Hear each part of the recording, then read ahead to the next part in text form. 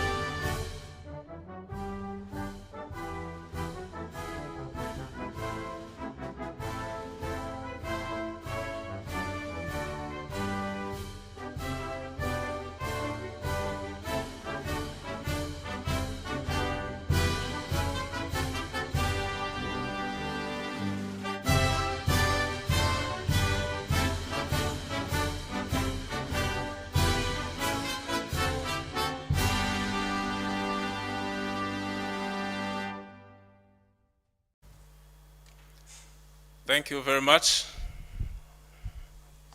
We will now proceed with the candle lighting.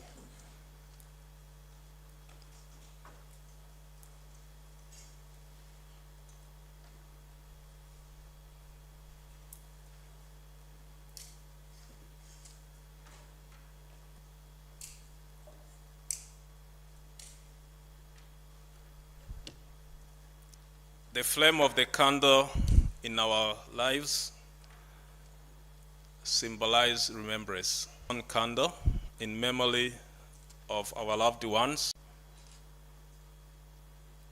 In the rising of the sun and its going down, we remember them. In the opening of the buds and in the rebirth of springs, we remember them.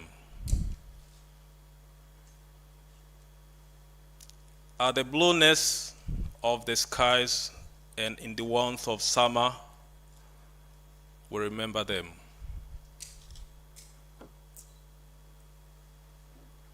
At the rustling of the year and when it ends, we remember them.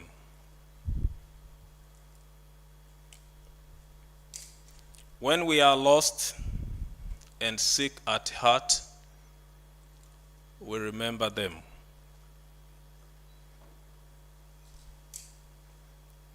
When we have joys we want to share, we remember them. As long as we live, they too shall live, for they are now a part of us. We remember them. Once again, I will ask you to stand up for us to observe 1 minute of silence to pay respect to the victims of genocide against Tutsi.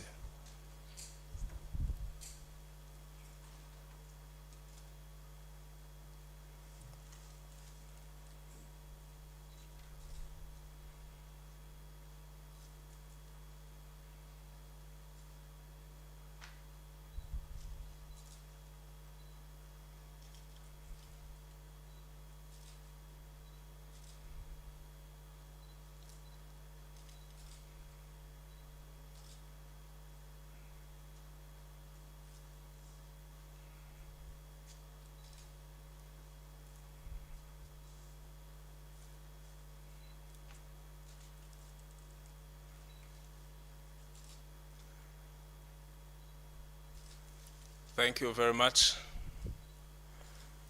Join your seats as we watch a video of KWIBUKA.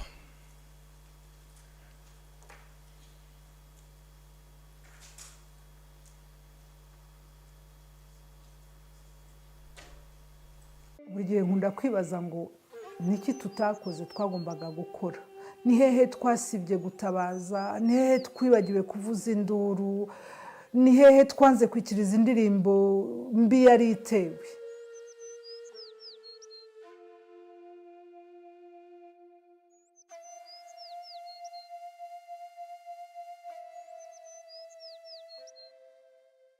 ibi by'amoko ngo abahutu abatutsi nta byabagaho, ariko ayo magambo yabagaho avuga urwego abantu bafite. Ababiligi baje batangiye kwigisha amacakubiri bavuga bati abatutsi baturuka iyi, banje kujya bavuga mu Burayi na Mesopotamia, nyuma baza kuvuga muri za Egiputi, ubwo baje barategeka barakoloniza. Abahutu bakavuga ngo baturukaga muri abatwa bo ngo bari basanzwe muri ayo mashyamba. Urumva deja ko winjijemo akantu k'inkoza ko kugeramo. Abatuye ibi bihugu ntacyo bahuriyeho, ntibahuje imico.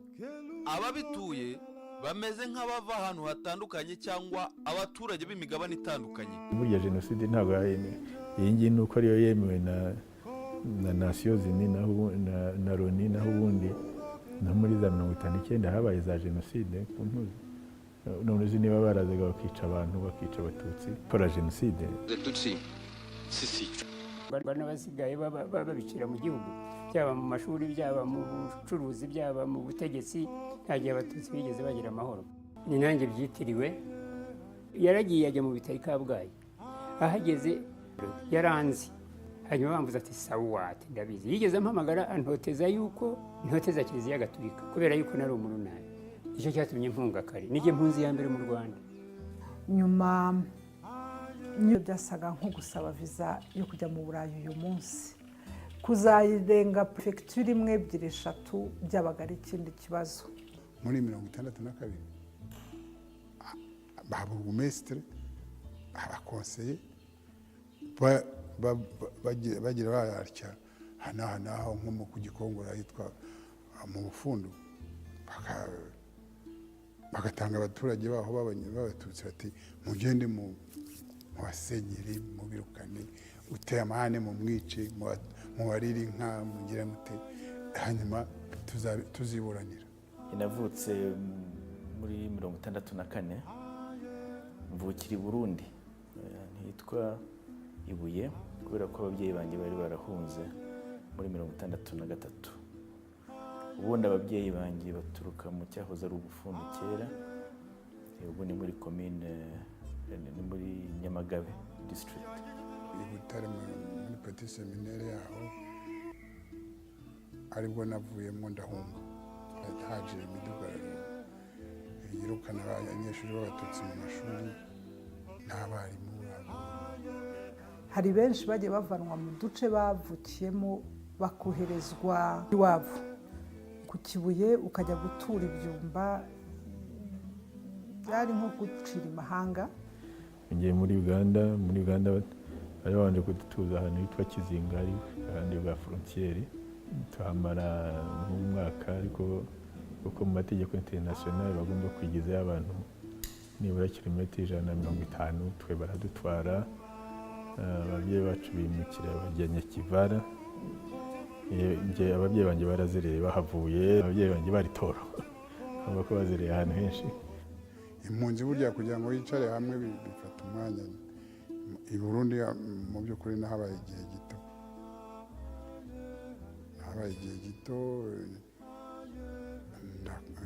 ndakomeza njya kwiga muri Kongo. Ababaza ibintu byinshi, ariko nta kibabaza nko kuba impunzi ukatagira igihugu. Ubuhunzi buragora, ntabwo wemerwa nk'umunyagihugu nubwo waba umaze imyaka ingahe, bakwitirira igihugu cyawe, nubwo icyo gihe u Rwanda rwakanaga, ariko abanyarwanda iyo bagiraga bakabona mwuzuye babatwaraga mu rindi shyamba, kujya gutema ishyamba ryamera neza, bakabakuraho abaturage bakahatura, mukajya gutema irindi. Niko batwaraga impunzi hirya no hino. Ibibazo byaje gukomera intambara ya Museveni icyo gihe igeze muri utwo duce tw'iwacu, niho batangiye gushakisha icyitwa umunyarwanda wese, ndetse n'abantu barahunga bajya basanga inyeshyamba. Ibyo byabaye muri za 84 na 5. Abayusi bo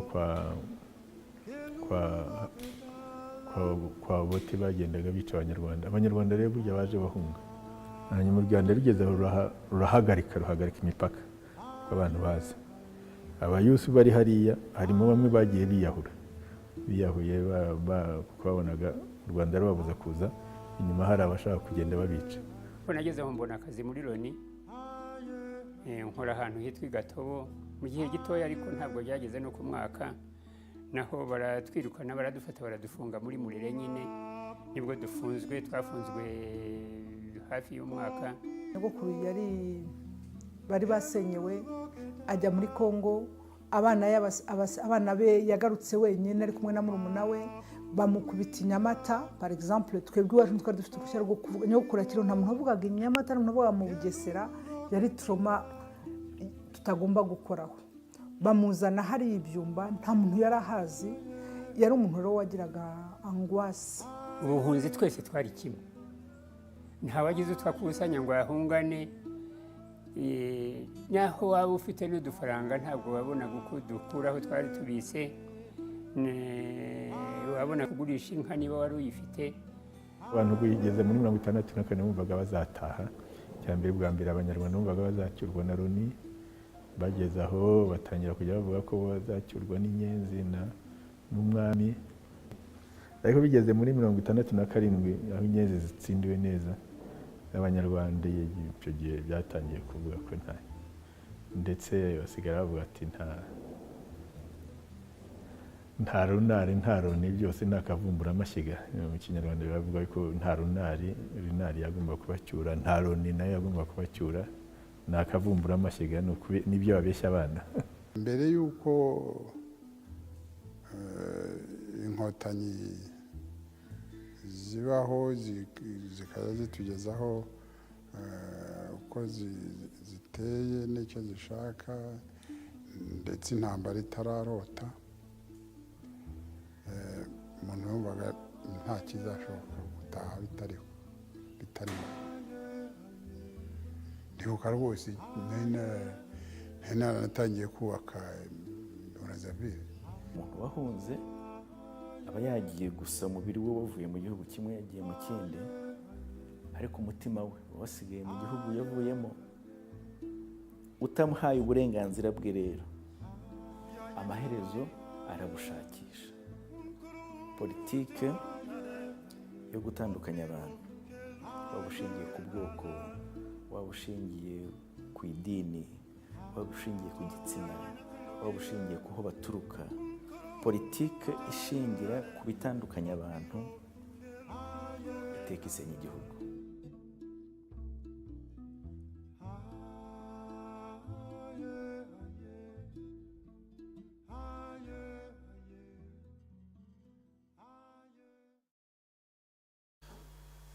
After this short video, I would like to invite High Commissioner, Her Excellency Dr. Isa KWIBUKA28 to come and make her remarks.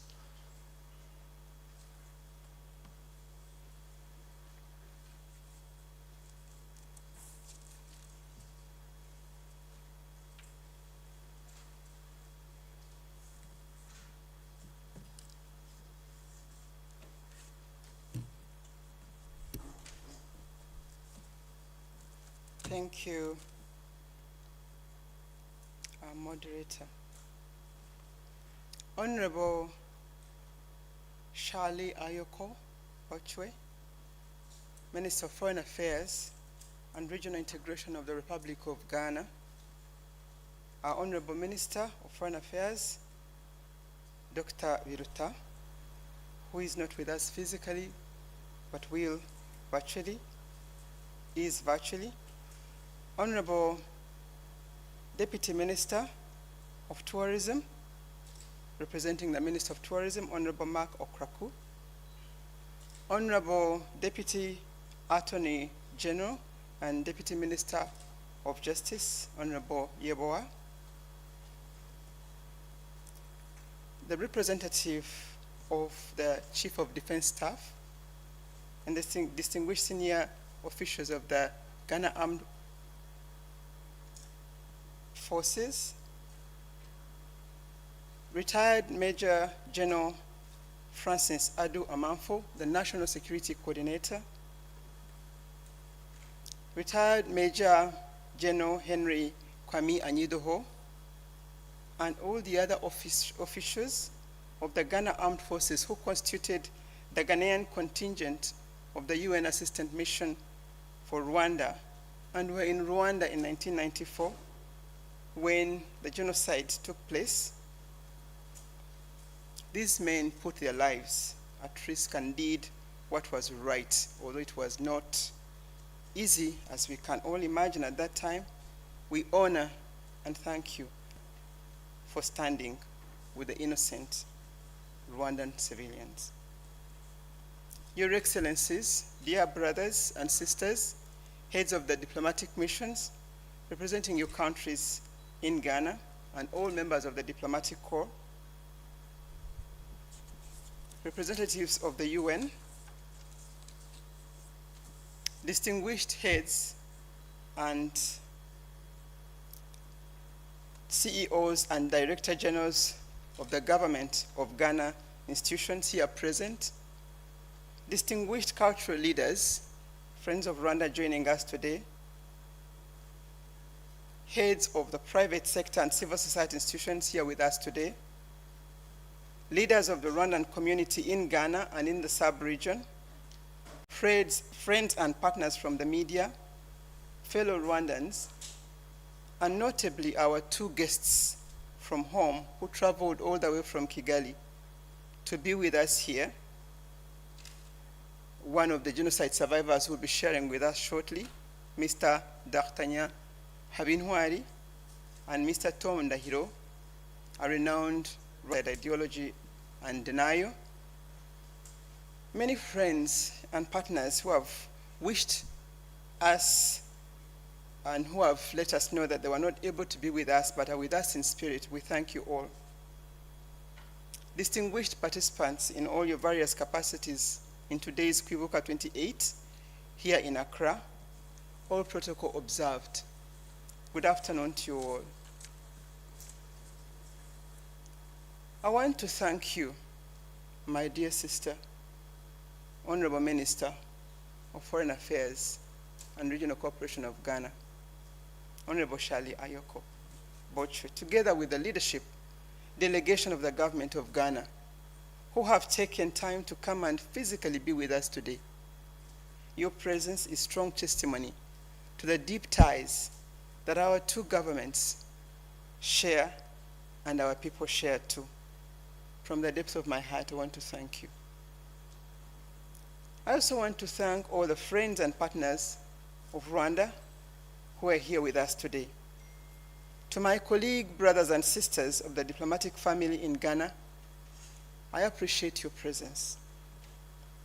This commemoration event brings together Rwandan communities, friends and partners in all the 6 countries that we do cover from here, namely Ghana, Ivory Coast, Benin, Togo, Sierra Leone, and Liberia. I therefore wish to acknowledge those who are joining us virtually. Honorable ministers, distinguished leaders, for the last 28 years, over a period of 100 days, starting from the 7th of April to July 4th, every year, Rwandans across the world mourn the over 1 million innocent lives lost during the 1994 genocide against the Tutsi.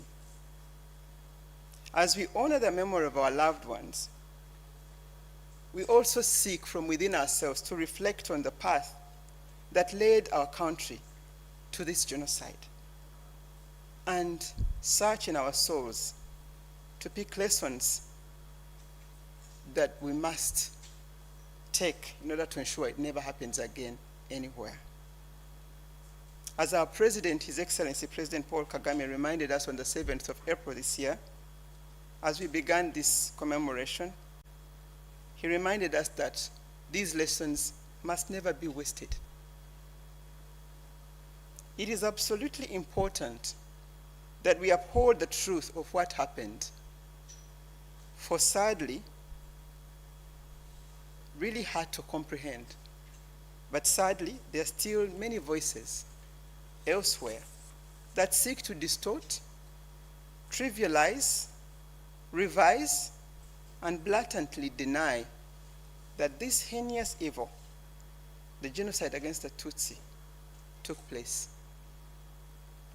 We hope and trust that we all, as humanity, will renew our commitment to this shared responsibility for us all to uphold this truth, to pursue justice, to bring, at least to give dignity and value to the lives that were lost, to pursue justice, to continue and educate ourselves, and especially the young ones, on the causes and consequences of genocide. Never again shouldn't only be a slogan. It should be a conviction that we carry within ourselves, and it should be reflected by whatever we say. And we shall always be grateful to the willingness to forgive and the choice to reconcile made by the survivors of the genocide against the Tutsi, and to the visionary leadership that is inclusive and people-centered, led by our President, His Excellency President Paul Kagame, that has helped us to rebuild and to embrace unity, hope, peace, and prosperity. From this dark history, these values of unity and giving of dignity to all humanity have continued to characterize us as a people in all our engagements. We'll always strive for peace and dignity for all, whether on our continent and even beyond. We thank the government and the people of Ghana for having stood with us, whether in 1994, as I earlier mentioned, and up to this day in the various ventures. We hope, as all of us as members of the international community, we shall continue to pursue these values I've just mentioned.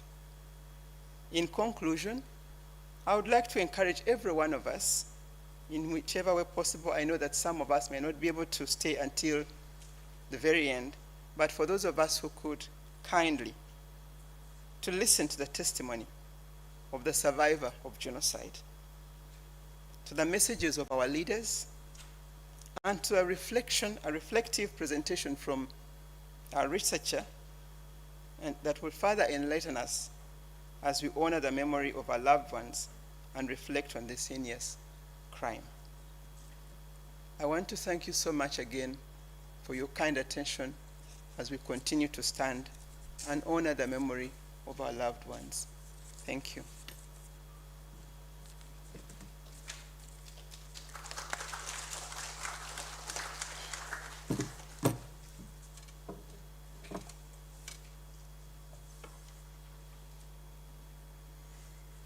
Thank you very much, Your Excellency, the High Commissioner.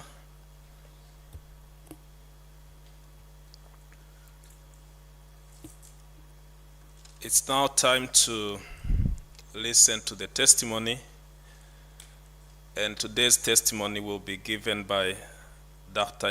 Habinuari. Habinuari, who is a genocide survivor. He's a peace education officer at Kigali Genocide Memorial. He's a genocide survivor from southern province of Rwanda, the former Butare, and he's currently involved in peace education and research. Habinuari is also a member of the board of directors of GAERG, a graduate association of survivors of the genocide against the Tutsi. I would like to invite Dr. to come forward and give us his testimony.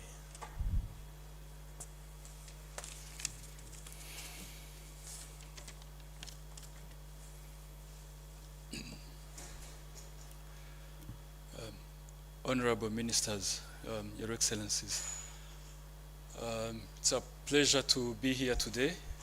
My name is Dartanya Habinwari. I am a survivor of the genocide against the Tutsi. and I'm going to share my testimony with you. I'm going to divide it into probably 3 parts. The first one is basically going to be about before the genocide. In my family, we were 9 people, 7 children and our parents, 4 boys and 3 girls. I'll be using their names so that we can, it can be easy for you to follow.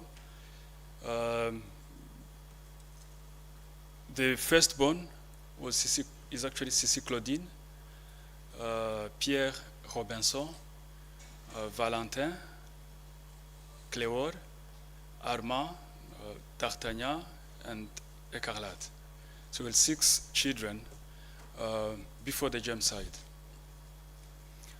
Living in South, in former Butare, currently it's in Huye district, Ngoma sector. And before the genocide, at least few days before April 1904, it was obvious that something was going to happen. I remember one day I saw my father reading a newspaper. Immediately he started talking to my mom, and he told her, you know, maybe there is something going on. There is probably something that is going to happen because of what he read in the newspaper. We didn't pay attention to that because we thought maybe it's going to pass. And just a few days before the genocide, there is a man who was named Bosco, who was very known in my region, in Marchazo. He was killed a few days before the genocide. And all over the sector, everyone was talking about it. Bosco was killed, Bosco was killed. And that actually made the headlines in the neighborhood. So that is when we started seeing that something was definitely going to happen. Only a few days later, on 7th April, the genocide started. In my place in Butare, genocide did not start on 7th. It took around 2 weeks. And also, because of the speech given by the president of the country by then, on 19th April 1904, the president himself, who was inciting people to participate in the genocide, he actually said, you people, you should wake up and work. You know, you should wake up and work. And by working, he simply meant to kill. He was actually addressing people from Butare. Only 2 days later, that is when the genocide started in Butare. So on the first day of the genocide, on 21st April 1904, one of our neighbors, a man called Nhambara, came to warn us. He was actually a Hutu, and he was also a militiaman. I'll be referring to them as Interahamwe, as it is actually how they were called. So he was part of the Interahamwe, and he came to warn us because he was actually our direct my parents. He told them, you know, this time things are very serious. If you stay here, they're going to kill you, and I won't be able to protect you. So you have to leave, you have to go. We did not have anywhere to go, and it was very hard for us to think of any place we could go. Immediately, my father asked him if he could hide us. You know, can you please hide us, because it's very difficult for us. Maybe this one is going to pass. And that man, Hambara, said, you know, this one is not going to pass, so you better find a place where you can hide. And he refused to hide us. If you hide us, we are going to give you this house. So there he accepted to hide us.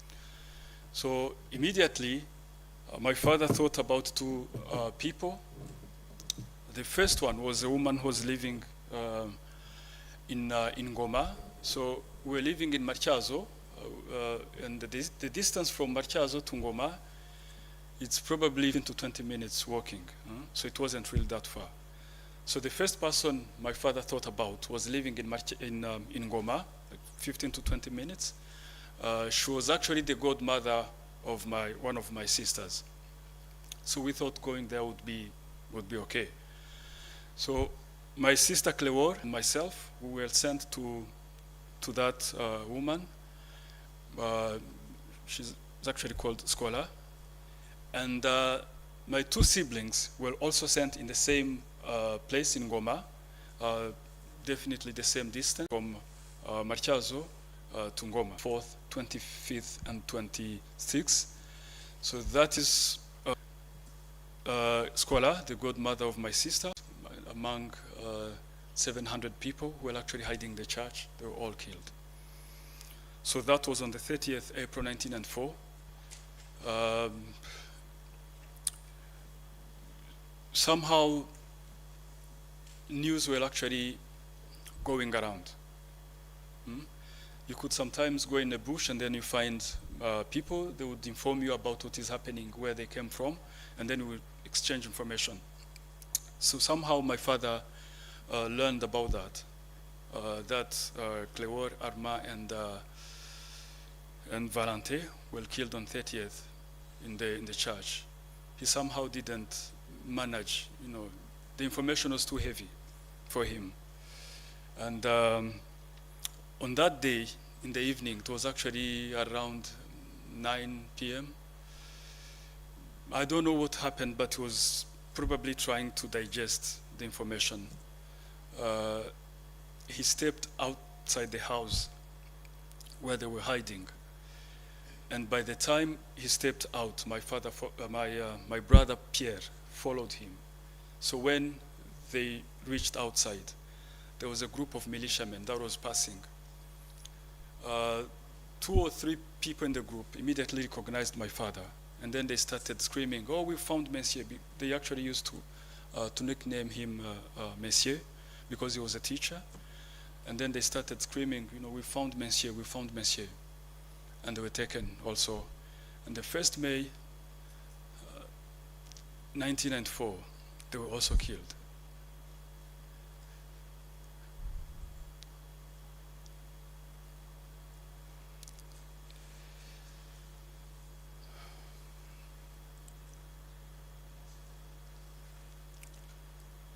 I'm sorry.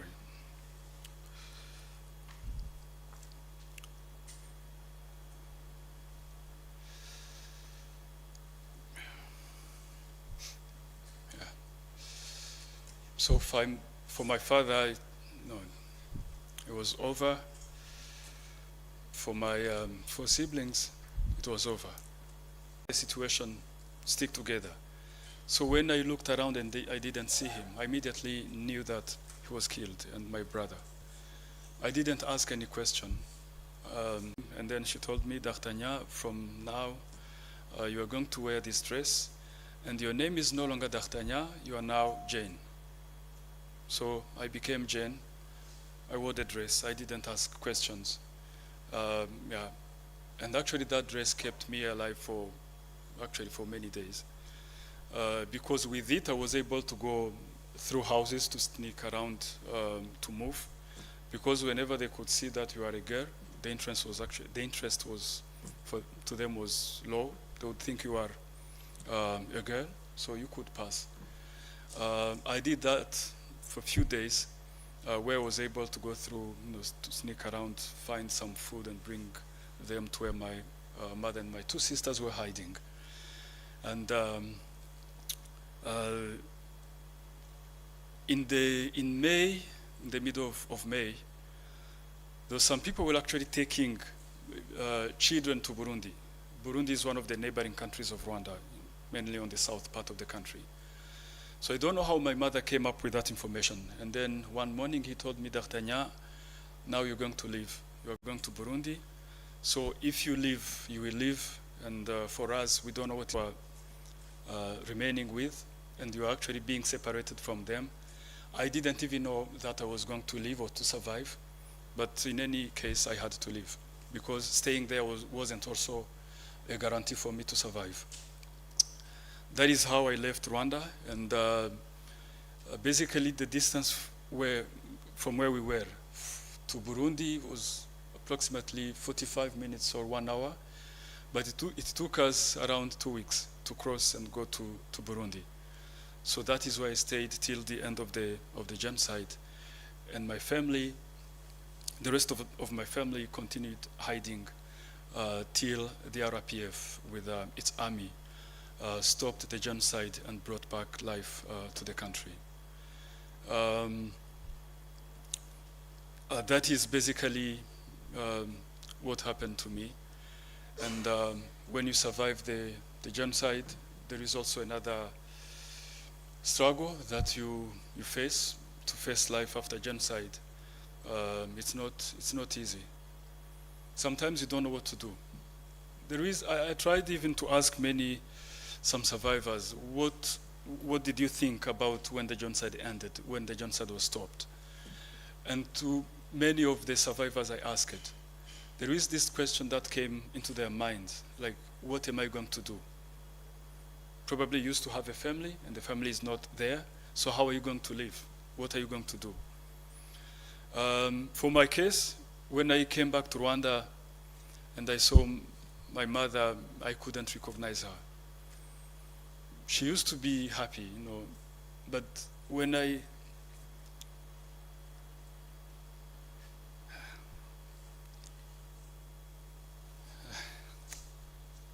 yeah.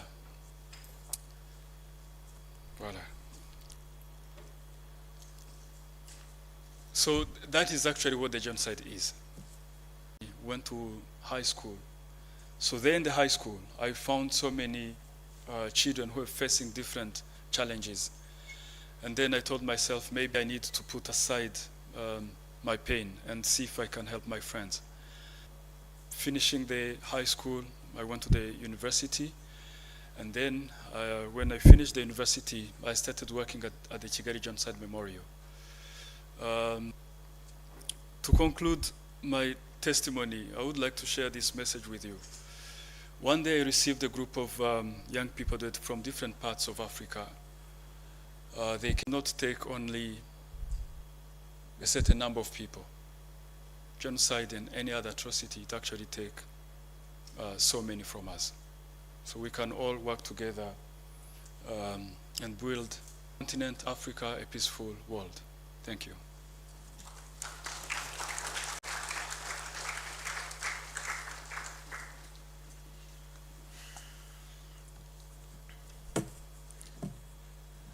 Thank you very much, D'Artagnan. Of course, it's not easy to share this fascinating story, and you could see it from his emotions. Maybe people wonder why we have to have testimonies, even if it is painful. We believe testimony is very important for many reasons. First, for the person sharing the testimony, it helps to speak out and release the anger,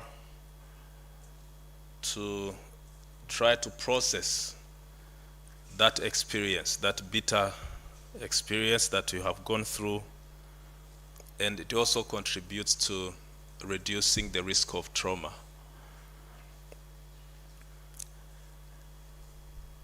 You also do so to honor the lives of the lost ones and the community,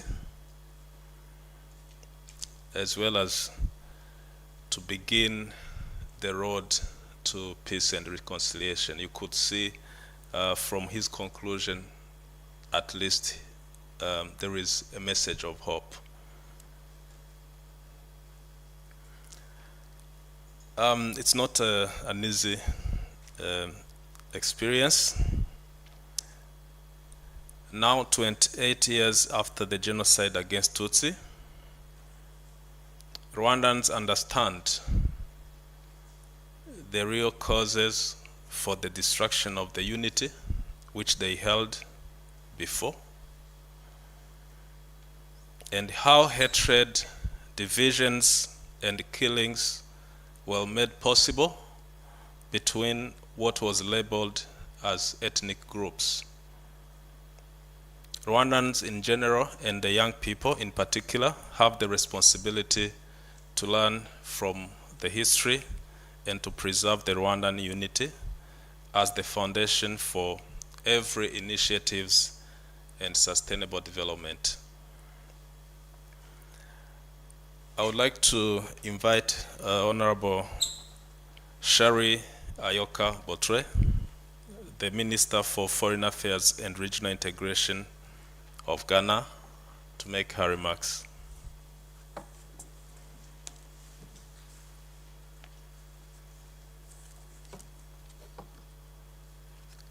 Thank you very much.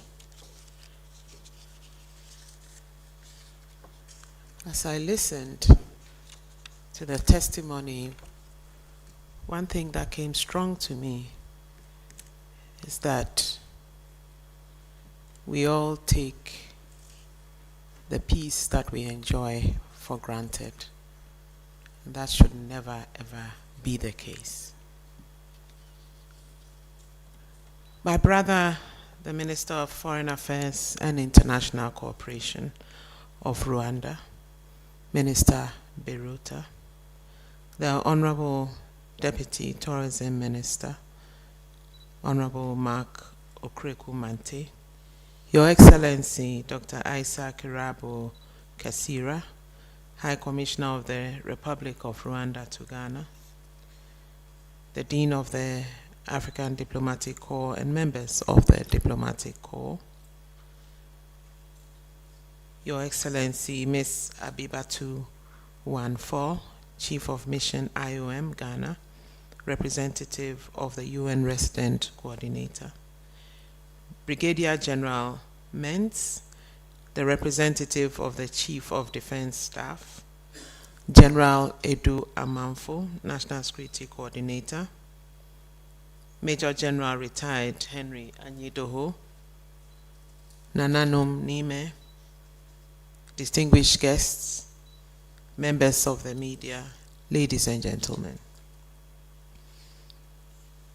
I am honored to take part in this solemn ceremony being held to commemorate the genocide that began in Rwanda on the 7th of April over a period of 100 days of terror. By this heinous act, which is seared in the memory of our modern world, we were reminded again, sadly, of the capacity of humankind to inflict unimaginable pain, suffering, and murder on fellow human beings. It has been 28 years since the genocide took place, but memories and pain of this dark chapter in the history of Rwanda remains vivid and deeply imprinted on the minds and hearts of the survivors, family members, and friends of the victims, the entire nation of Rwanda, and the entire global community. In gathering here this afternoon, we honor the memory of the victims of this genocide whose lives were cruelly cut short. Infants, toddlers, teenagers, fathers, mothers, and grandparents.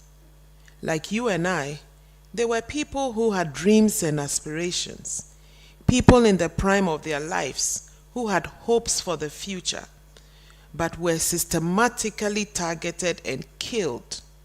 Millions of men, women, and children on account of their ethnicity or association over a period of 100 days of terror.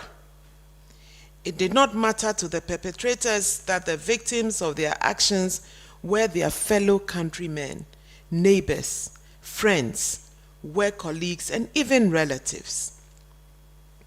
The hatred, fury, and barbarity of genocidal acts such as the one we commemorate today is beyond comprehension.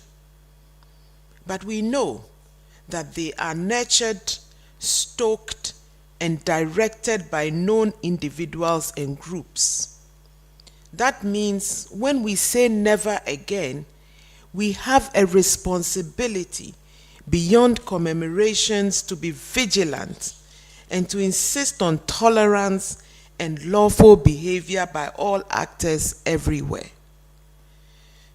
That is also why we must also remember on this solemn occasion the failure of the international community to act to stop the killing and largely ignore the unfortunate developments, shirking the responsibility to protect. Unfortunately, the world failed to learn from history and failed to remember that the world had said never again to a genocide that had been perpetrated during Second World War, which is the genocide of the Jews. We all wonder what we are experiencing in present times. Your Excellencies, distinguished guests, like the Jewish and other instances of genocide, the Rwandan genocide of the Tutsis did not happen in isolation. It was fueled by hate, hate speech, hate crimes, and incitement to violence by a few individuals in a position of power until it became entrenched and acceptable in the society in general.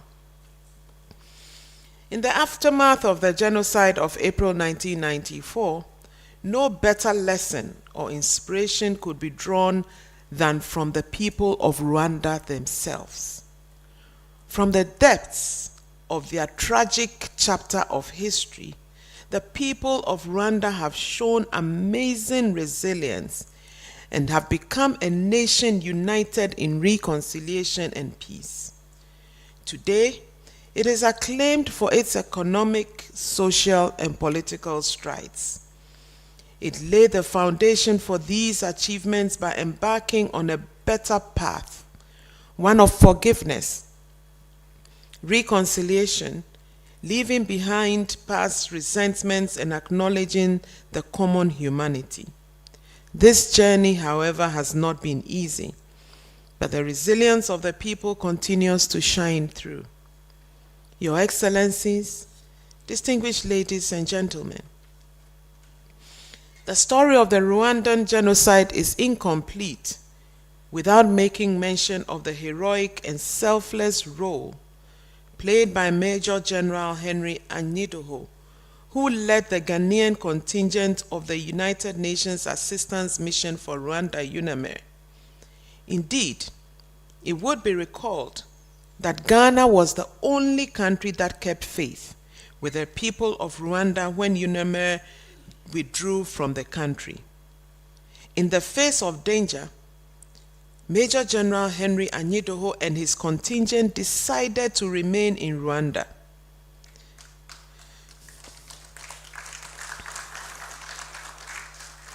This decision helped to save the lives of thousands of Tutsis and moderate Hutus in a significant way. Once again, Major General, Ghana and Rwanda salutes you and your contingent for your heroism and leadership at a critical time.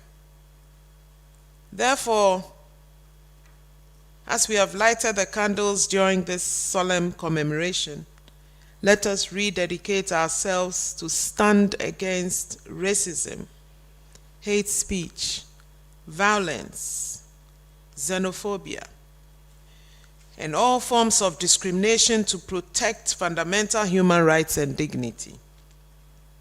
As we do so, let us take a moment to reflect on our individual and collective responsibility to honor the memory of innocent lives killed in the genocide and contribute to the prevention of genocide through fighting impunity by its perpetrators, its denial, revision, trivialization, and the evil ideology of genocidaires. In conclusion, I wish to reaffirm Ghana's commitment to the shared values of our bilateral relations with Rwanda, which are anchored on mutual respect, respect for the rule of law and human rights, the maintenance of peace and stability, and the transformation of Africa, the Africa that we want, for the well-being of its peoples. Thank you for your attention.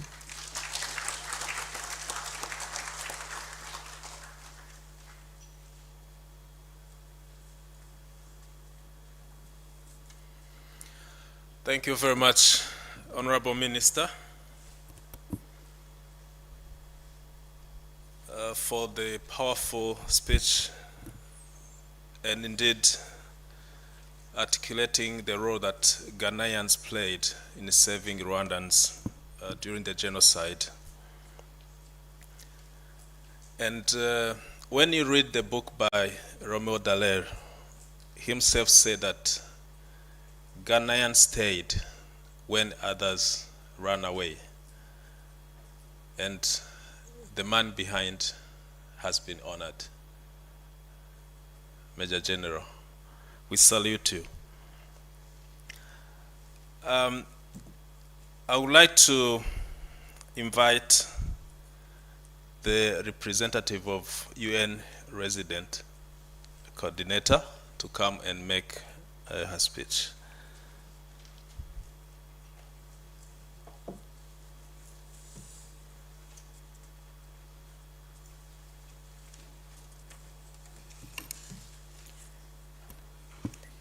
Good afternoon.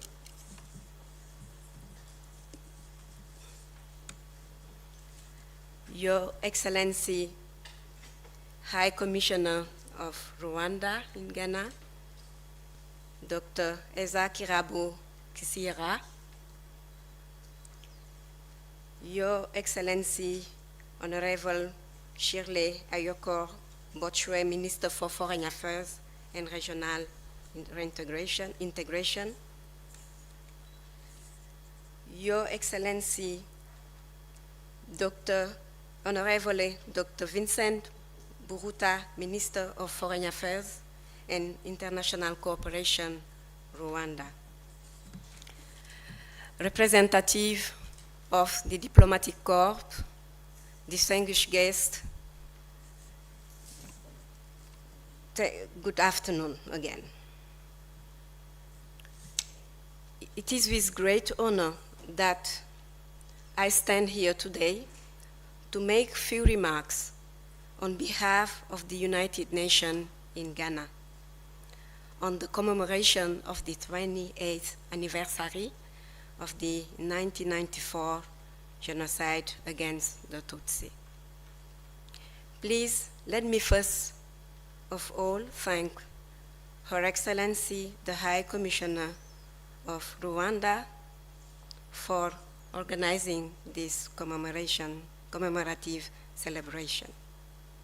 As you are aware, April 7th has been designated as the International Day of Reflection on the Genocide against Tutsi by the United Nations and the UN. And the UN paid tribute on Thursday to the 1 million people who were murdered in 100 days during the 1994 genocide against the Tutsi in Rwanda, during which moderate Hutu, Twa, and others who opposed the genocide were also killed. We honor their memory. We stand in awe of the resilience of the survivors, and we reflect on our failures as an international community, re-echoing the words of our Secretary General, Antonio Guterres. Your Excellencies, distinguished guests, ladies and gentlemen, let me state that the UN community globally and in Ghana puts human rights at the heart of the organization. Rwanda, being the fourth largest UN peacekeeping contributor, works tirelessly to help ease and spare others of the pain they themselves have known.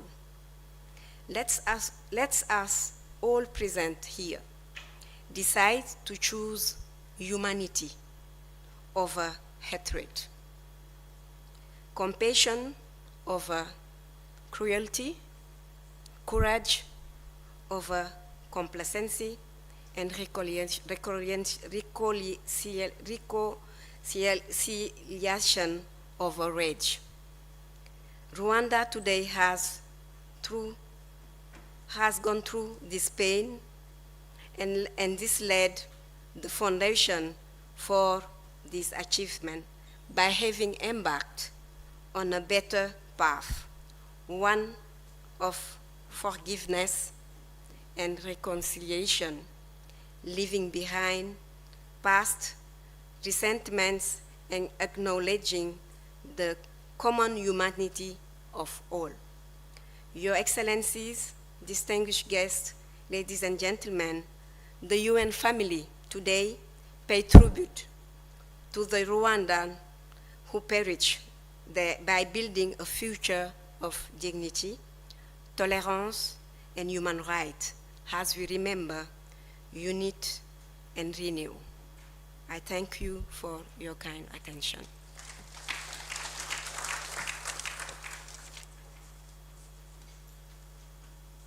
Thank you very much, Bibatu Wanfal, for the speech on behalf of the UN community. We will play a commemoration song before we move on to the next presentation. Never, never, never again. Let us keep alive the memory of genocide. Never, never, never again. Genocide against humanity. Never, never. Never, never, never again. Never again.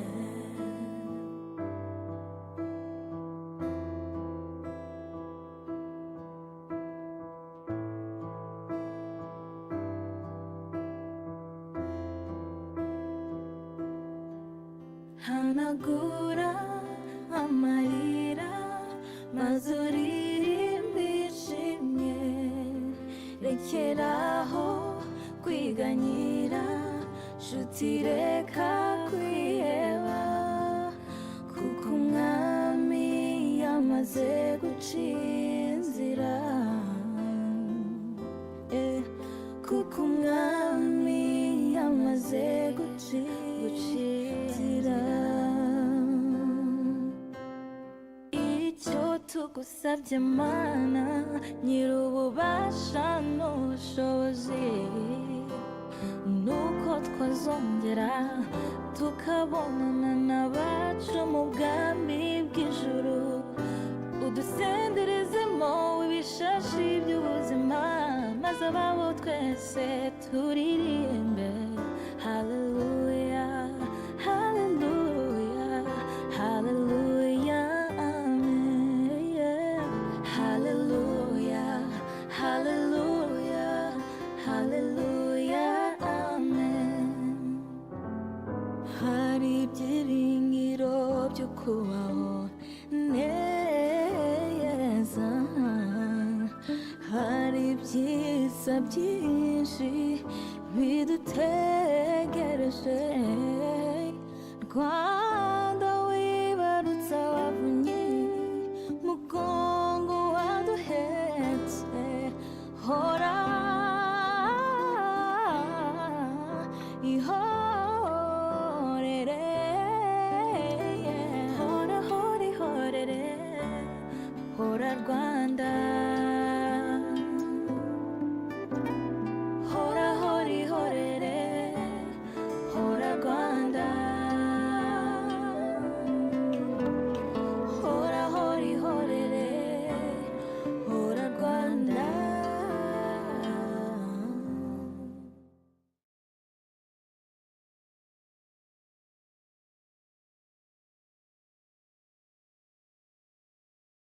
on the theme KWIBUKA, Unity is Our Choice, a presentation that will be made by Mr. Tom Dahiro, who is here with us. And Tom Dahiro, for those who don't know him, he's a Rwandan journalist, researcher, and scholar who specializes in understanding genocide ideology and genocide denial. And for over 20 years, he runs a private documentation or archives center, which helps many researchers to do research in the field of genocide in the Great Lakes region of Africa. And much of his work is based on primary research, using his knowledge of Rwandan society, culture, and history. He's a member and, in fact, the founder of Interdisciplinary Genocide Studies Center, IGSC, and the International Association of Genocide Scholars. He publishes his work in English, French, and Kinyarwanda, and he's very active on social media. I will invite Tom to come forward and take us through his presentation.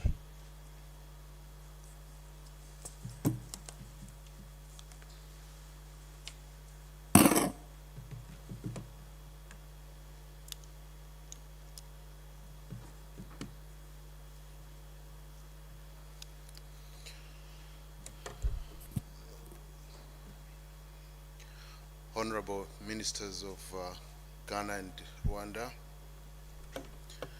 Your Excellencies, distinguished guests, ladies and gentlemen, good afternoon. We are here today to commemorate the genocide against the Tutsi in Rwanda.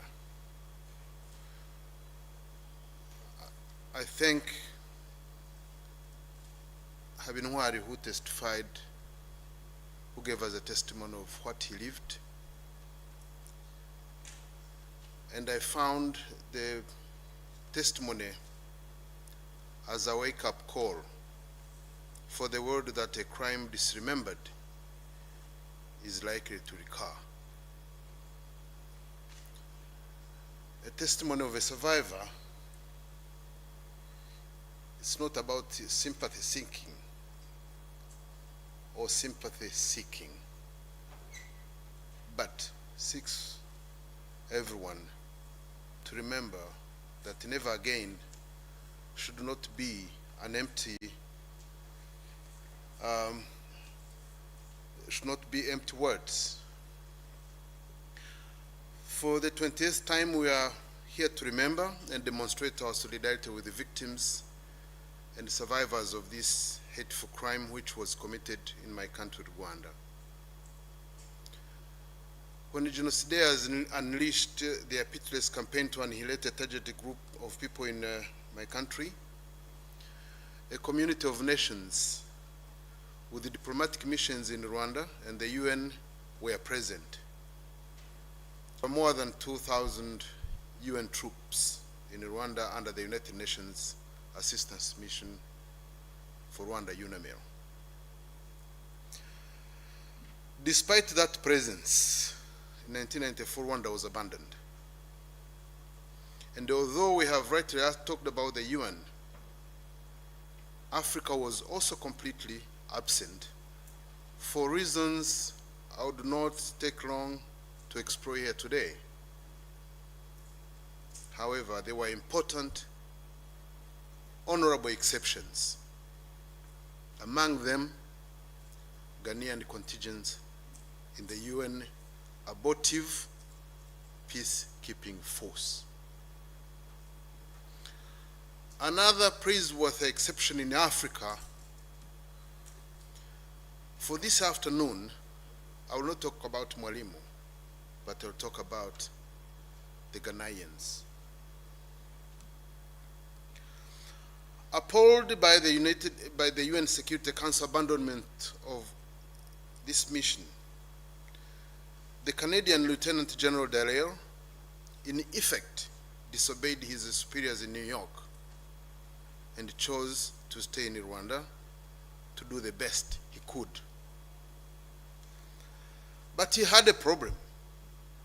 He had chosen to disregard his orders, but could not and would not choose those who could help him, because under his command, he couldn't do much. However shameful the orders to abandon the Rwandans to their fate were, the main force, the Belgians, had up and left, taking with them almost everything that was needed in Rwanda, and saved lives of Tutsi from a campaign of extermination, which wasn't the first one, for your information. Because the first campaign of the genocide against Tutsi was in 1959, and the first time words extermination and genocide against the Tutsi was used in history was 1964. So what had happened in 1994 was 30 years after the known genocide against the Tutsi had been talked about.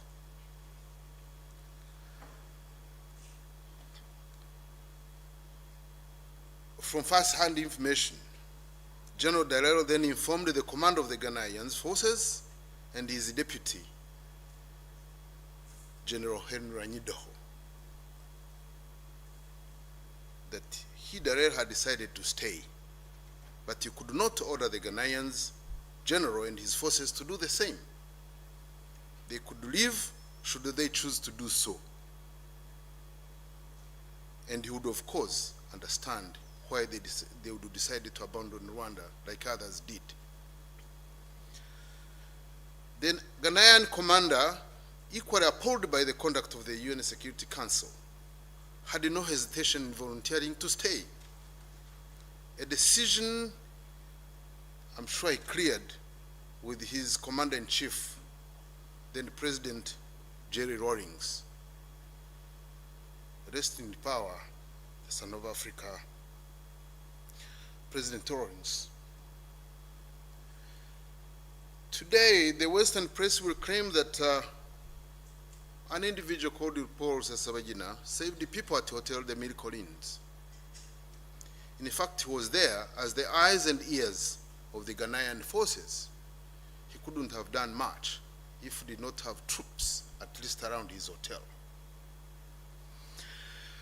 Many people who took refuge at the hotel are alive today because Romeo Dallaire and Henry Anyidaho chose to defy the UN and stay. Thank you.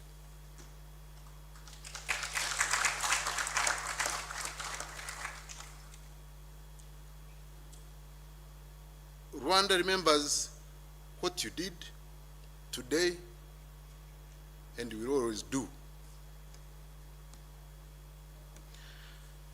Today, my generation tells these stories to the young generation. I needed no one to tell me of these events because I was there. I'm delighted to see General Anyidaho. Please.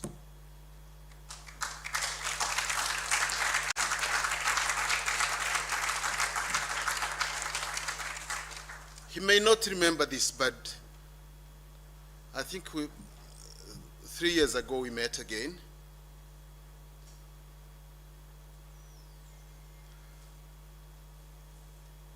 And I remember it as it were yesterday,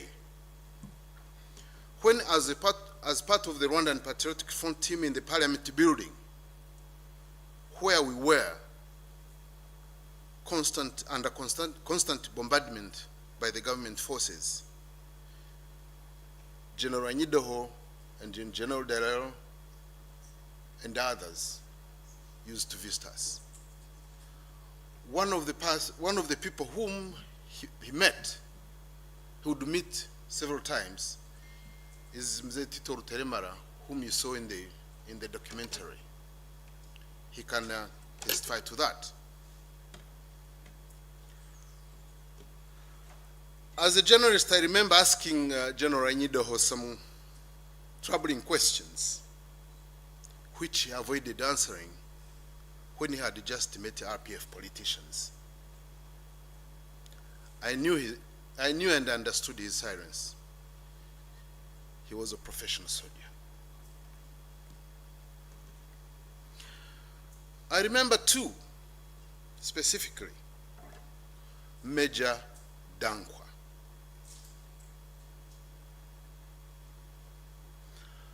I just asked Major General Anyidoho where Major Dankwa is right now, and he told me he's with the United Nations Force and he's still serving there. There is a reason why I remember Major Dankwa. He was a tall military officer, and he still is, despite the age, with their bearing to match me, beginning to tell me something sometimes in the evening. The story he gave me was a little bit hard to overcome, because he started sobbing. Not even his military training had prepared him for a scene he had witnessed, themselves becoming eyewitnesses to the horrors of genocide.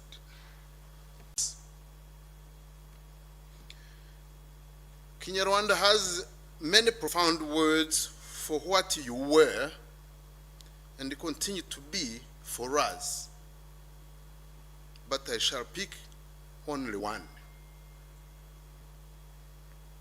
Abavandimwe. Literally, abavandimwe means siblings from the same womb. Genocide apologists and deniers are increasing or steadily gaining among book publishers and the media. Their propaganda is not in any way different from that which preceded genocide in 1994. For the sake of clearing their scruples, the villainy of the RPF, which defeated them.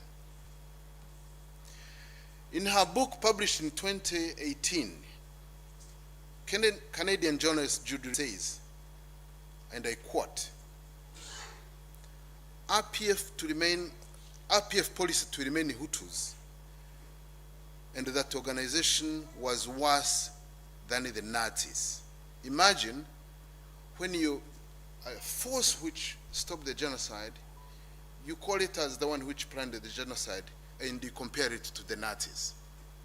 And you find her reviewed by respected journalists and even scholars.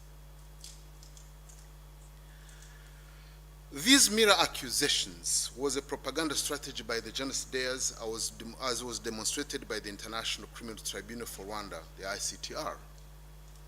Same Judy Rivers' convictions exactly mirror what was spread by convicted genocidaire Omugesera as early as February 1991. As if that was not enough in espousing genocide ideology, which is the basis of her book, Chapter 8 of that book plainly justifies the genocide against the Tutsi by blaming the victims like Habintwari. Allow me to quote at length what she wrote in justifying the genocide against the Tutsi. The Hutu genocide against the Tutsi was partly sparked by fear of an army encroaching from the north, but also that the rebels had secret allies on the ground, so-called Fifth Column. In the first instance, the fear was justified. A Tutsi rebel army had invaded Rwanda in 1990 and had come close to overthrowing the Hutu-dominated government. But the fear that Rwandan Tutsi civilians were also secretly working with the RPF turns out also to have been justified. Though that fear could never justify the scale of the killing it set off. With this, I end the quote, but also with this, I have no comment. Only perpetrators can have the audacity to say this, and yet it is as if it is acceptable. Her book was published by Penguin Random House in Canada.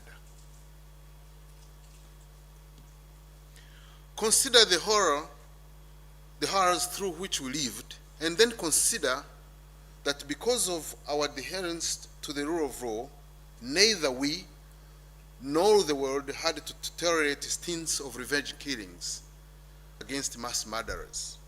We are now being told to accept these forms of denial and the justifications of the genocide as freedom of expression. Knowing denial of genocide is an encouragement to have yet another one. We have to be on our alert. If you allow denial, you are allowing a future genocide to happen until when it happened, the Holocaust came. They ignored what happened to the Holocaust, and the genocide against the Tutsis happened.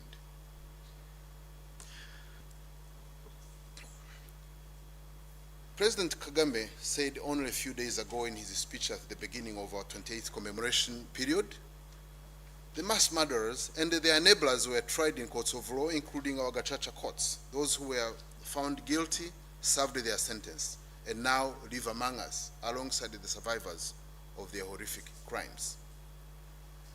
Your Excellencies, ladies and gentlemen, we need no lecture on the rule of law. We need no lectures on observance of human rights. We need no lectures about values.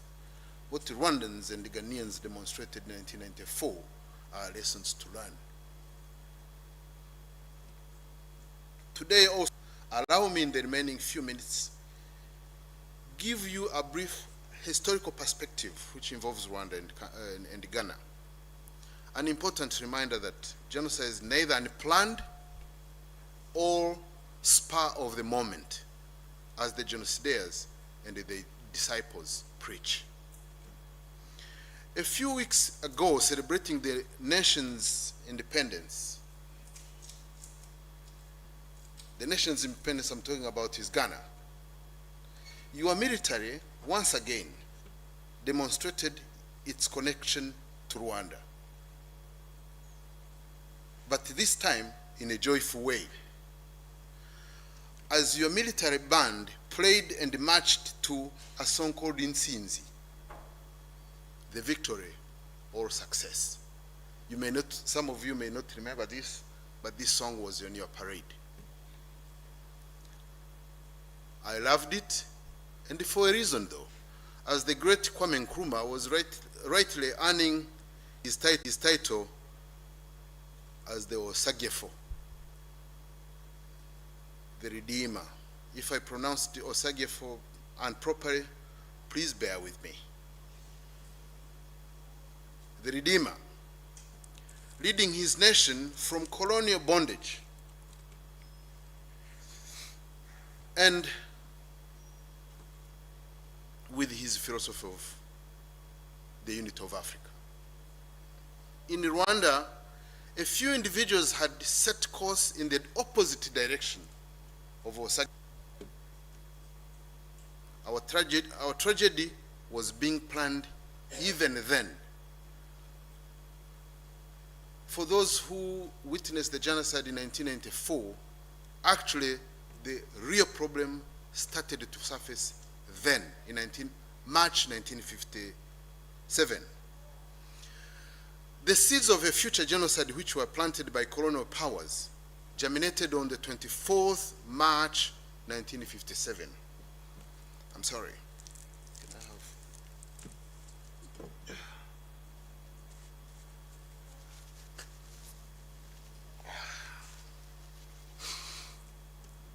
When the Bahutu Manifesto was published, the manifesto of Bahutu characterized Rwanda not as a nation, but a country divided into distinct racial groups, which it claimed cannot even cohabit. As Nkrumah called for the unification of Africa, in Rwanda these individuals were sowing the seeds of communal hatred with the colonially inspired fantasy that one group among them was in fact an Aryan race. The ancient monarchy of Rwanda was overthrown, a republic declared in 1961, but it was a republic with a difference. This republic was declared in 1961 when you became a republic in 1960, but the republic in Rwanda was under the supervision of the Belgian colonial power even before Rwanda got independence in 1962. You can see how oxymoronic it were. You got independence in 1957, Ghana became a republic in 1960, Rwanda became a republic in 1961, and became independent in 1962. You can see the level of fake news in politics at that time. And this was done by the colonial administrators through the Catholic Church, in particular, the so-called White Fathers. It was the entrenched Belgian control of the country. As Ghana struggled for independence, these individual Rwandans, under the tutelage of the Belgian colonial power, asked that the independence be delayed for 25 years.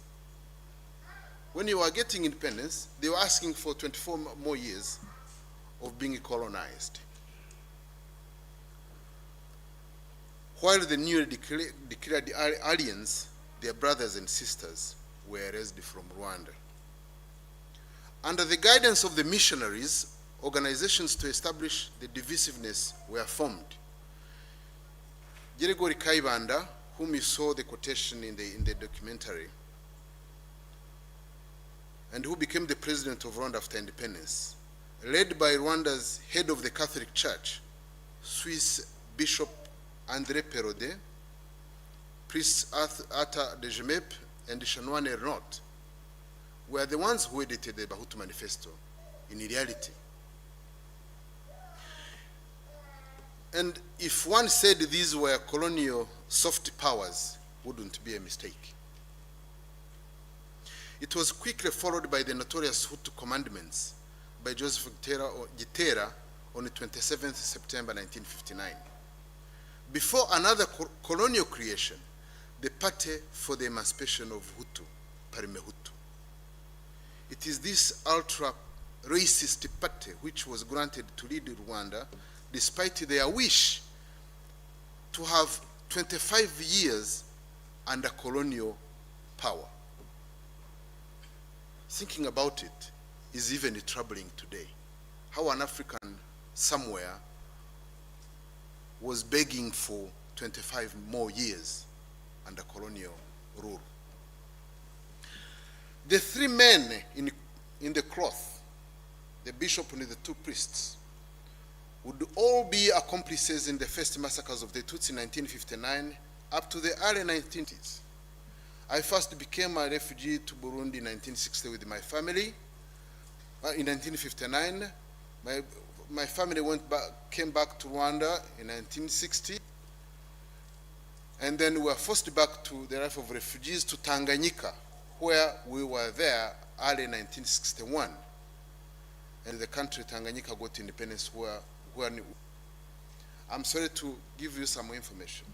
In the documentation you saw our former Minister of Foreign Affairs, Dr. Sezibera. But in reality, towards the end of 1963, was thrown in a river, and she was pregnant, and luckily she survived, and our former foreign minister.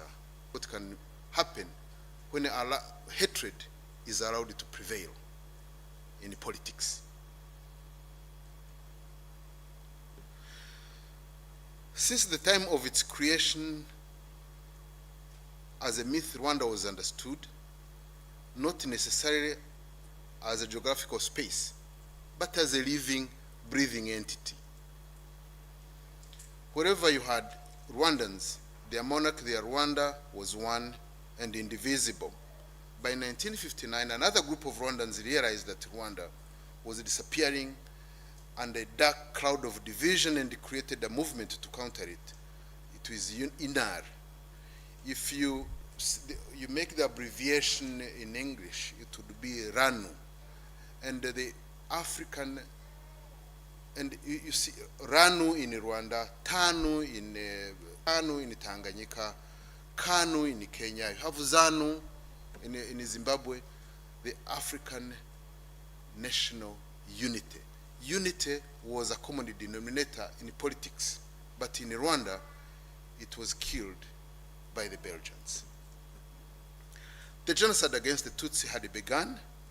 It would continue throughout the 1960s, 70s, 90s, culminating in 1994, when it would be brought to... I'm sorry, talking about genocide and even listening about it is bad. But let me conclude with this note. Nothing to the pain of our loss. We feel it daily, but if their comfort it is surely this: our dead would be joyful in the Rwanda we're becoming, an independent, united, sovereign people, keen to keep together with all our brothers and sisters in Africa, and play our part in delivering, strengthening, and developing this to our continent. When our never again, we mean never again, and nothing but never again. Thank you.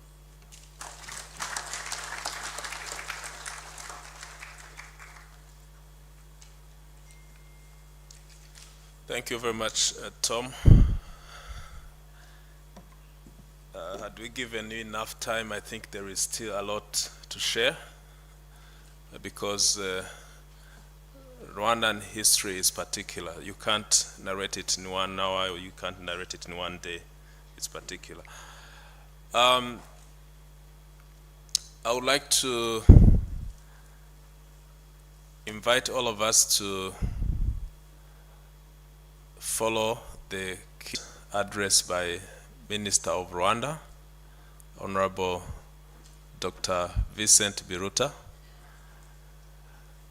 a message that we are going to follow virtually because he's not here in the room. Honorable Shile Ayoko Butwe, Minister of Foreign Affairs of the Republic of Ghana, dear representatives of the Ghana Armed Forces, the High Commissioner of Rwanda to Ghana, dear ambassadors and High Commissioners, members of the Rwandan community in Ghana, on this solemn moment of remembrance of the genocide against the Tutsi, I wish to start by paying tribute to the victims of this tragedy. This is an occasion to comfort the survivors while renewing our promise to reconcile, remain united, and build as Rwandans, as it is a duty for the international community at large if we are to succeed in our pledge that such a tragedy never happen again. I would like to express my deep appreciation to Honorable Minister Botchwe for joining us today as we mark this 28th commemoration of the genocide against the Tutsi. Ghana has been a close and reliable partner of Rwanda throughout our recovery journey, and we highly value this friendship, which has continued to be strengthened during the last 28 years. We can also not forget that Ghanaian soldiers were among the few peacekeepers who continued to stay in Rwanda during the genocide to protect the lives of civilians. This is a testimony of the strong bond that unites both our countries and we are forever grateful for the courage of these soldiers in face of such a tragedy.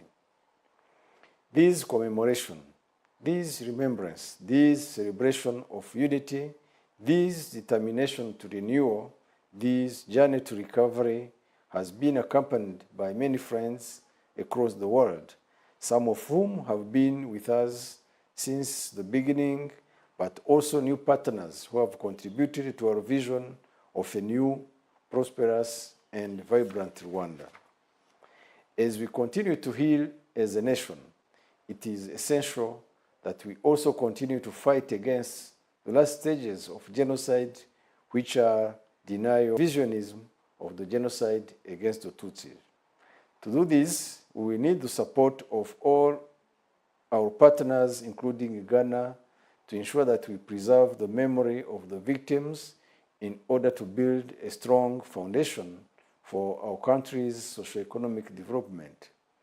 It is our collective responsibility to highlight the negative effects of divisionism and discriminatory ideology, while at the same time promoting values of unity and reconciliation aimed at creating a brighter future that we aspire to.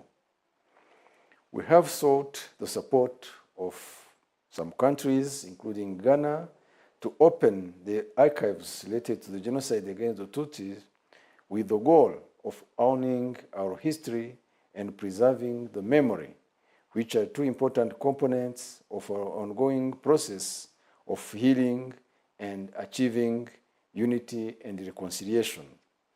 Preserving this memory is crucial for the prevention of genocide in Rwanda and elsewhere in the world.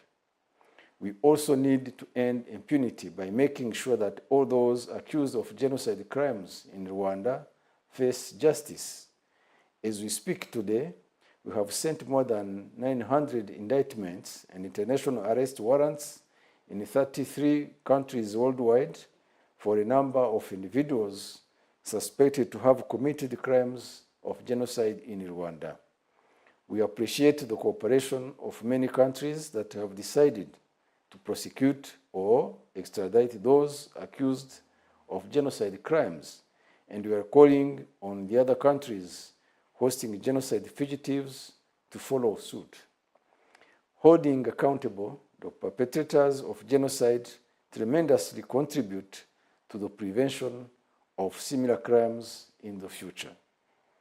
Finally, Rwanda is committed to fight genocide in all its forms and solicits our partners to work with us to uproot this dangerous trend by ensuring that those responsible of trivializing the genocide and planting the seeds of hate are made accountable. As I conclude, let me thank again Honorable Minister Bochwe for being with us to remember our loved ones we lost, to draw lessons from our past, and to provide hope for the generation to come. I thank you for your kind attention. Thank you, Honorable Minister, for this keynote message. I would like now, as we move toward the end of the program, to invite the chairman of the Rwandan community in Ghana, Mr. Francois Xavier Bikorimana, to come forward and deliver a vote of thanks.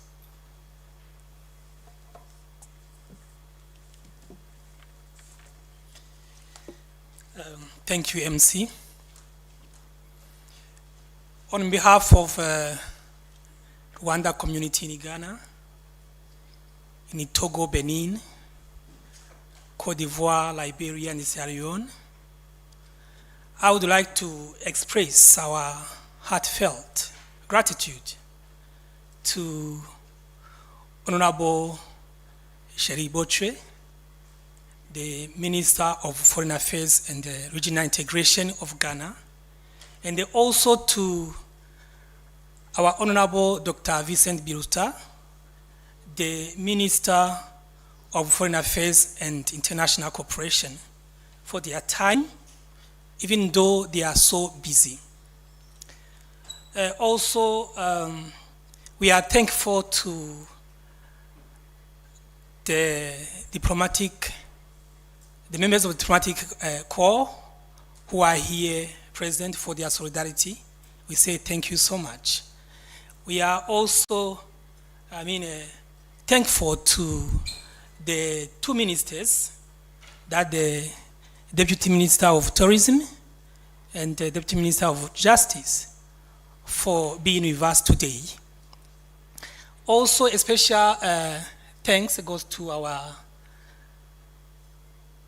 High Commissioner, the High Commissioner of Rwanda in Ghana, Dr. KWIBUKA28, for her guidance, leadership. Your Excellency, we are always grateful. We also want to thank and salute our General Anyidaho and the contingent for their courage they showed during the difficult moment in Rwanda. Also, we thank you, Daritanya Habineza, for your courage to come here and give your testimony. We are with you always. We thank you, Mr. Tom Ndahiro, for your presentation, your rich presentation, and we wish we could have you another day for more insight. I would also want to express my profound gratitude to the media, to the friends of Rwanda, to my compatriots, the Rwandans here, for being with us, because without you, we could have said that this event is a success. To all of you, thank you so much, because your presence means a lot to us. Your emotional support, your solidarity, we shall never forget. Now that we have heard everything, what people have said, the presenters, the survivor, all the people who have given the keynote address and the remarks, it is time for all of us to renew our commitment to prevent genocide, to prevent in any way such atrocities which happen in Rwanda to occur anywhere in the world. God bless you. Thank you very much for being with us.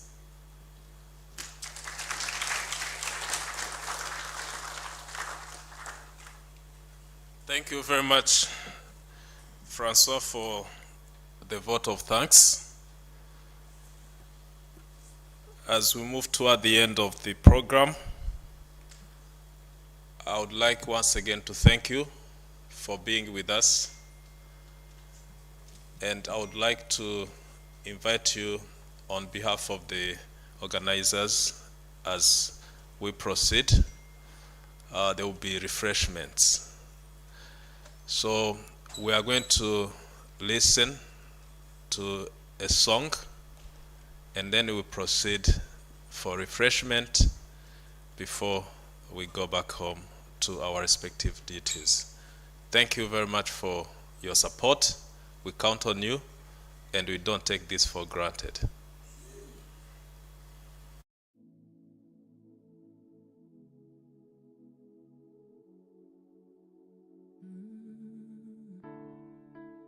I am who I am because I value my past.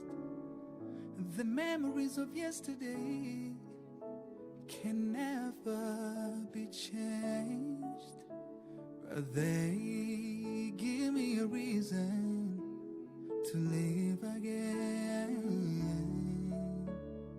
There is a reason I am here today, but there is no reason you lost your life. were called abusive names, deprived of rights to be humans, slayed because of who you were born. I am lighting a candle as the sign of resilience. I'm paying a tribute. You left a legacy, and I'm a fruit from the love you sowed. Let's say never again to genocide. There should be no war. There should be no genocide. Anyway, let's say never again to genocide. Let's say never again to genocide. I was young, I still needed you, but you were taken away from me too soon.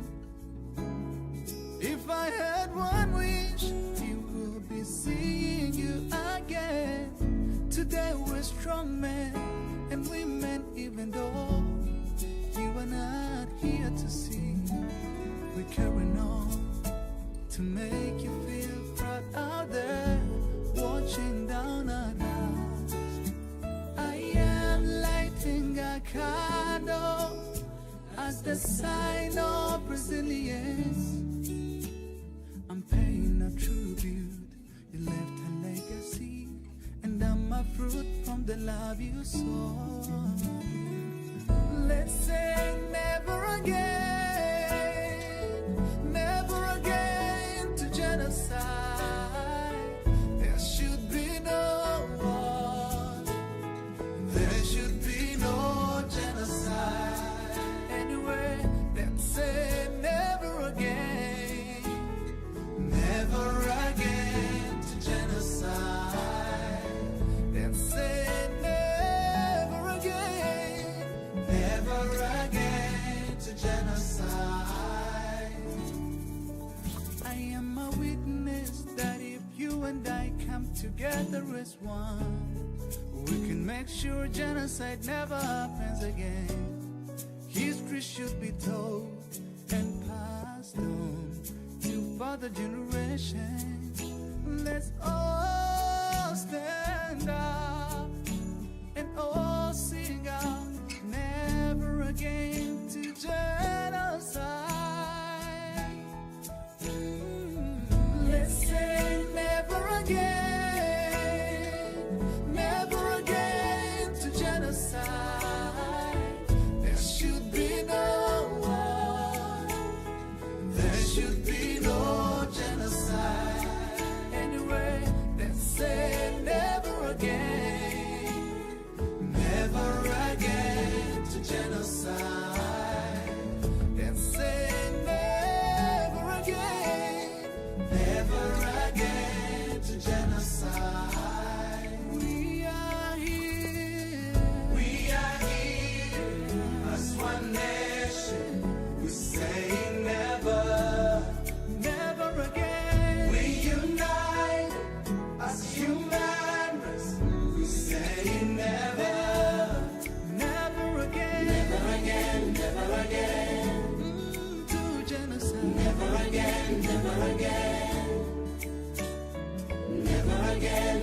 again to genocide. Never again.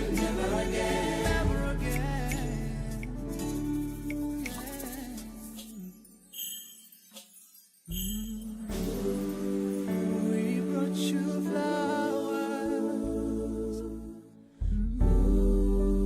We brought you flowers. We brought you flowers.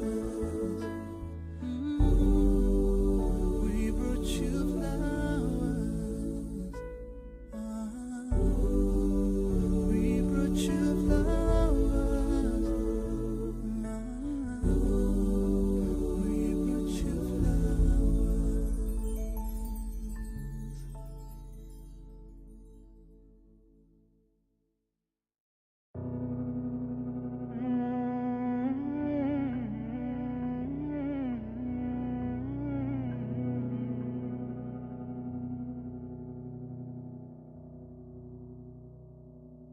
vision réelle devenue irréelle. La télé a montré des images éloignées sur des faits insensés, trop vrai pour être vrai. La mort des innocents, lâchement sacrifié, sauvagement exterminé, stratégie préparée, génocide occulté sur fond d'impunité. Turibuka génocide yakorewe abatutsi, turwanye ingengabitekerezo ya jenoside, dushyigikire ibi byiza twagezeho. Turibuka jenoside yakorewe abatutsi, turwanye ingengabitekerezo ya jenoside, dushyigikire ibi byiza twagezeho. La terre qui tournait à l'envers, le monde qui marchait de travers, jusqu'à la descente aux enfers, la mort au bout du désarroi, une plaie qui ne se referme pas, c'est le coup de poing du diable. Turibuka génocide yakorewe abatutsi, turwanye ingengabitekerezo ya jenoside, dushyigikire ibi byiza twagezeho. Turibuka jenoside yakorewe abatutsi, turwanye ingengabitekerezo ya jenoside, dushyigikire ibi byiza twagezeho. Hurler, identifier, juger, condamner, exprimer des regrets, revivre ce passé. Pour s'en éloigner, il faut tout recommencer. Yeah, yeah, yeah.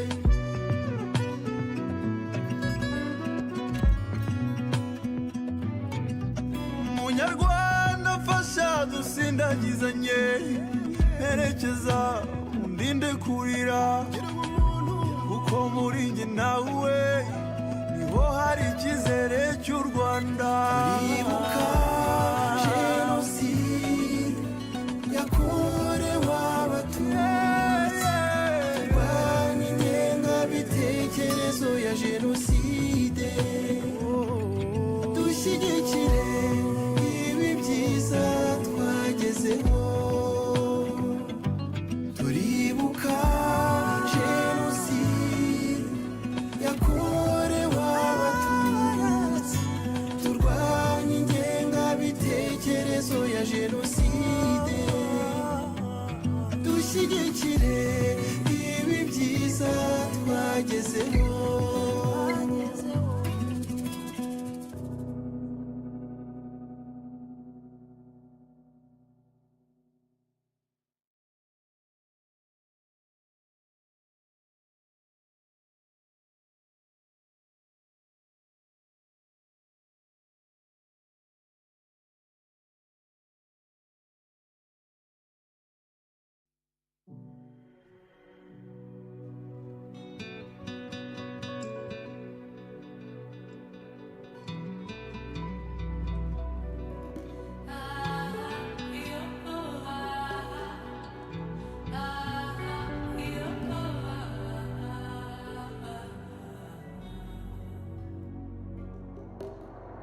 umuzi w'amateka asharira washibutsemo amashami, igiti cyiza cy'umushishe giteye ishema risheja bene cyo. Rwanda wageze kure kure hatagira hasi yaho, amateka nawe uyasiga urwibutso rwayo ni inkomezi.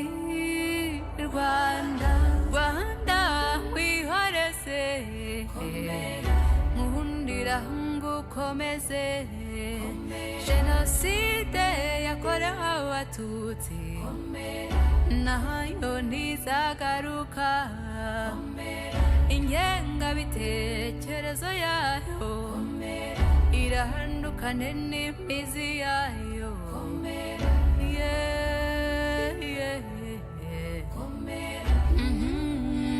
Impore rwego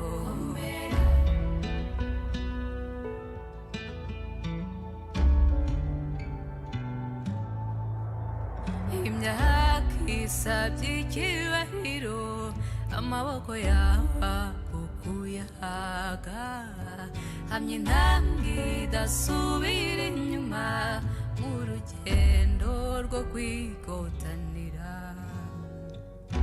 ari ubwigunge hatashye ubwiyunge ubumwe n'amahoro ibishingiro ryo kwigira maze urumuri ntirukazime agakiza kawe nukudapfa kundi maze ukomeze kuba urugero mu cyerekezo wahisemo. Yewe Rwanda we mwihoreze nkundira ngukomeze jenoside yakorewe abatutsi iyo ntizagaruka ingengabitekerezo yayo irahandukane n'imizi yayo.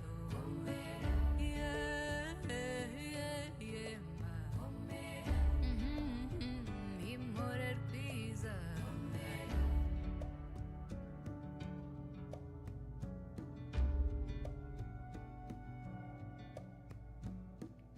komera ntugakomereke tekana tengerana berwa bengerana shikama ntugatsikamirwe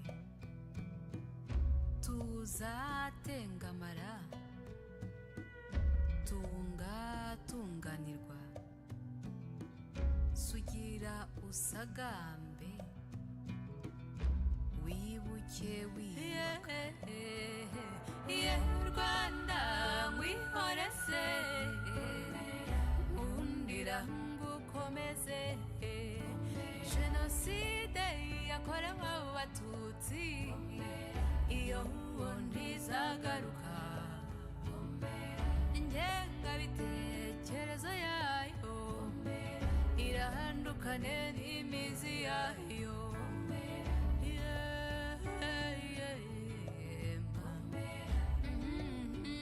Impore rwiza iyo komera.